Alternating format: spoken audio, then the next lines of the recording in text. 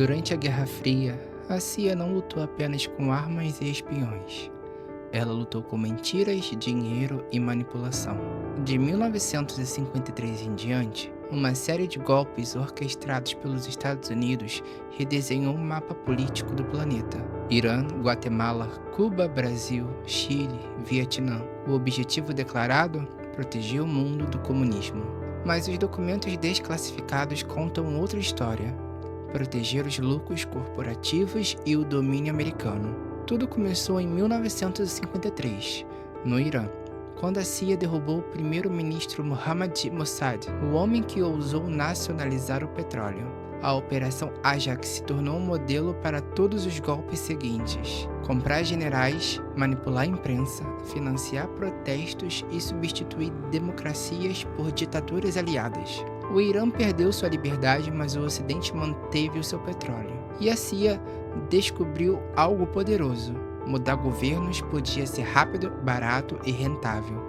Apenas um ano depois, em 1954, o mesmo roteiro foi usado na Guatemala. O presidente Jacobo Arbenz havia iniciado uma reforma agrária que afetava a United Fruit Company. Era uma gigante americana do setor bananeiro. A empresa reagiu e a CIA entrou em ação. Inventaram que Arbenz era comunista, espalharam pânico, financiaram rádios falsas, organizaram uma invasão de fachada. Em poucos dias o governo caiu. Resultado: milhares de mortos, décadas de ditadura em um país mergulhado na miséria. Tudo para proteger os lucros de uma empresa privada dos Estados Unidos. Mas a CIA queria mais. Em 1959, em um pequeno país caribenho, desafiou o império: Cuba.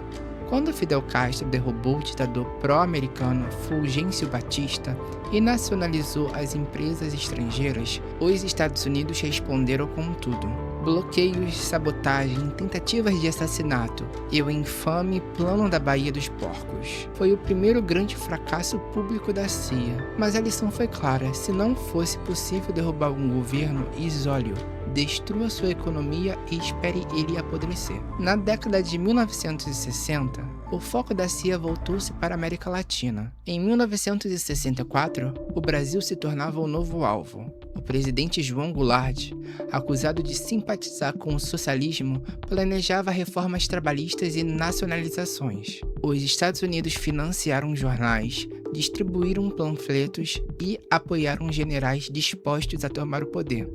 Quando o golpe ocorreu, Washington já tinha navios de guerra prontos na costa brasileira. A ditadura durou 21 anos e o país virou uma peça-chave na política americana na região. Menos de uma década depois, em 1973, o mesmo destino atingiu o Chile. O presidente Salvador Allende havia sido eleito democraticamente, mas ousou nacionalizar o cobre, o coração da economia chilena, controlado por empresas americanas. A CIA financiou greves, comprou jornais, subornou militares e preparou o terreno. No dia 11 de setembro de 1973, tanques cercaram o Palácio Presidencial. Allende resistiu até o fim e morreu em seu gabinete.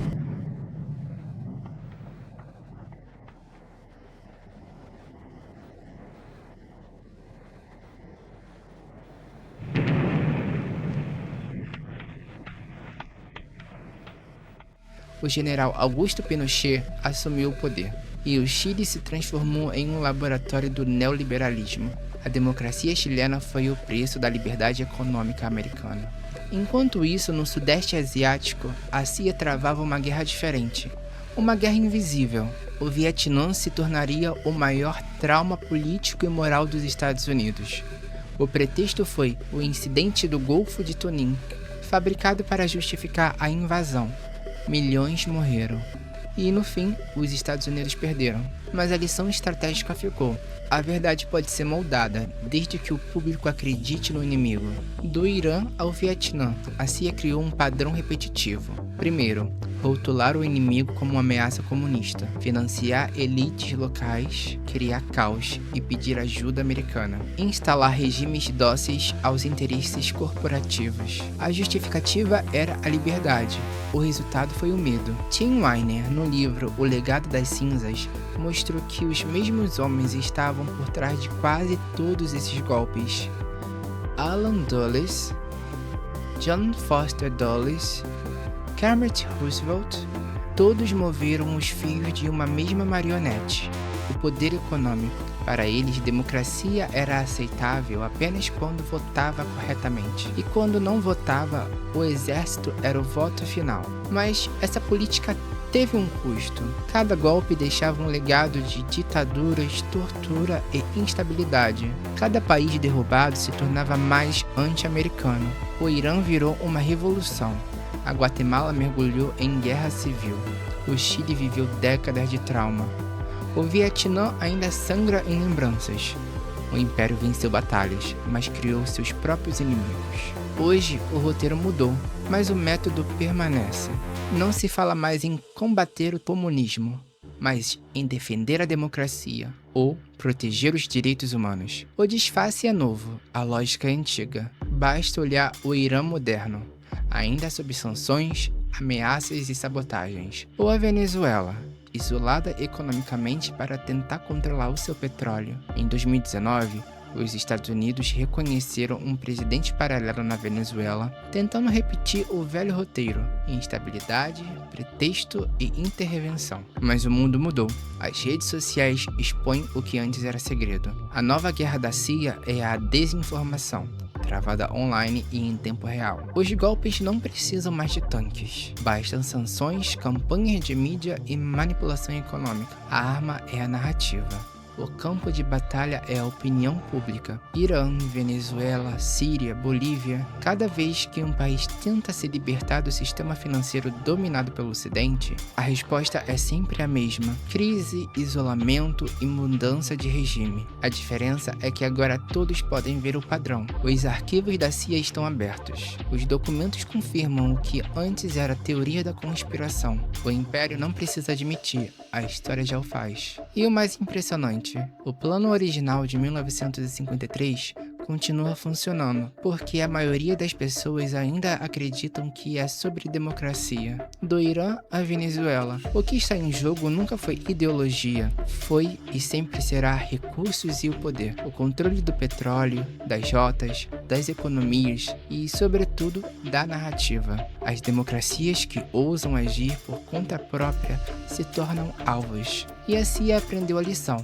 Não é preciso invadir quando se pode controlar por dentro. 70 anos depois, o mundo ainda vive sobre o mesmo manual. Mudam os nomes, mudam os inimigos, mas o jogo continua o mesmo. Do Irã à Guatemala, do Chile à Venezuela, as democracias caem, as corporações vencem e a CIA limpa as mãos.